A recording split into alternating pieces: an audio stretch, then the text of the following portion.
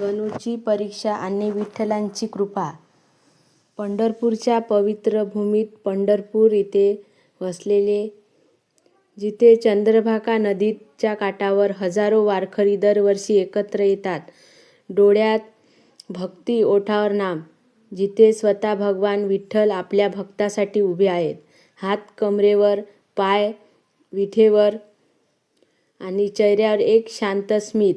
दररोज हजारो लोक येतात, कोणी दुःखी घेऊन, कोणी आशा घेऊन, आणि सगळे एकच नाव घेतात, विठ्ठल विठ्ठल जय हरी विठ्ठल.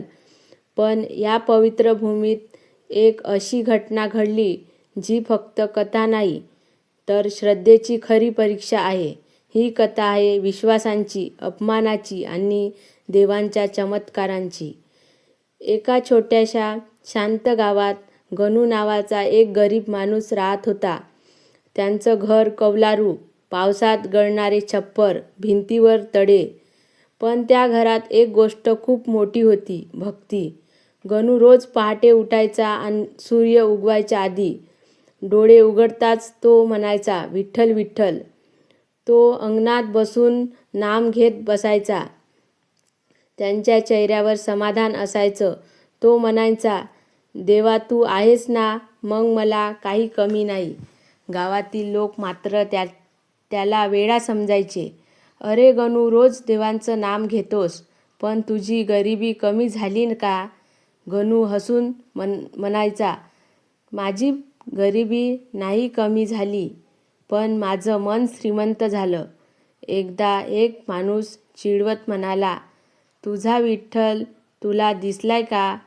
गणू शांतपणे म्हणाला, तो दिसत नाही, पण तो माझं ऐकतो, आणि तेच पुरेसं आहे. एके दिवशी गावात एक मोठा व्यापारी आला. त्यांच्याकडे सोन्याने भरलेले पेट्या, महाग वस्तू आणि खूप संपत्ती होती. गावात चर्चा सुरू झाली.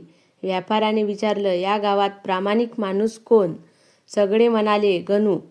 व्यापाऱ्याने गणूला बोलावलं. माझं सामान सांभाळशील का?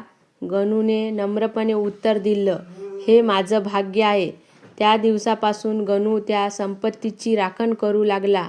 तो रात्रभर जागून पहारा द्यायचा. एक पैसाही चुकीचा हात लावला नाही. पण एक दिवस अचानक व्यापाऱ्याने पेटी उघडली आणि तो ओरडला, माझं सोनं कुठं गेलं? सगळे गावकरी धावत आले. पेटी रिकामी होती. क्षणात वातावरण बदललं. गणूनेच चोरी केली.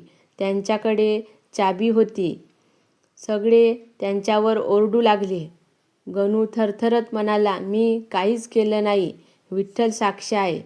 पण कुणीच ऐकायला नाही. गणूला सगळ्यासमोर उभं केलं. लोकांनी त्याला ढकलत त्याचा अपमान केला. चोर, ढोंगी. गणूच्या डोळ्यात अश्रू आले. चोर, ढोंगी असे म्हणू लागले आणि गणूच्या डोळ्यात अश्रू आले. तो मनात म्हणाला, देवा, मी तुझं नाव घेतलं, तुझ्यावर विश्वास ठेवला, आणि आज मला हा अपमान सहन करावा लागतो आहे. हीच का माझी परीक्षा?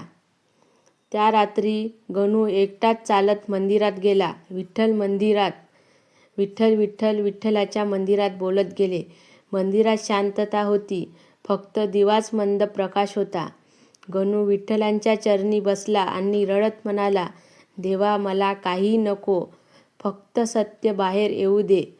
तो रडला आणि म्हणाला. तो रडतच राहिला. अचानक मंदिरात तेजस्वी प्रकाश पसरला. एक आवाज आला, गणू, घाबरू नकोस, तुझी खरी भक्ती आहे. उद्या सत्य सगळ्यासमोर येईल. गणू शांत झाला. त्याच्या चेहऱ्यावर पुन्हा विश्वास आला. दुसऱ्या दिवशी गावात सभा भरली. सगळे गणूला शिक्षा देण्यासाठी जमले होते. तेवढ्यात एक माणूस ओरडला, मंदिरात काहीतरी आहे. सगळे धावत गेले आणि त्यांनी जे पाहिलं ते पाहून सगळे थक्क झाले. व्यापाऱ्याचं सोनं विठ्ठलांच्या चरणी ठेवलेलं होतं. सगळे स्तब्ध झाले. व्यापाऱ्याने हात जोडले, हा गणू निरपराध आहे. ही विठ्ठलांची लीला आहे. वारकरी गणूच्या पायावर पडले. आम्हाला माफ कर.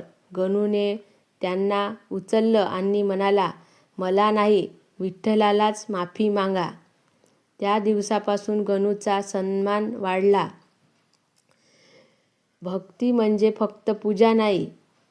ही कथा आपल्याला शिकवते की भक्ती म्हणजे पूजा नाही, फक्त भक्ती म्हणजे अढळ विश्वास. देव उशीर करतो पण अन्याय करत नाही. जो खरा भक्त असतो त्याची परीक्षा नक्की होते, पण शेवटी विजय भक्तीचाच होतो. भक्तीचा आणि सत्याचा होतो. विठ्ठल विठ्ठल जय हरी.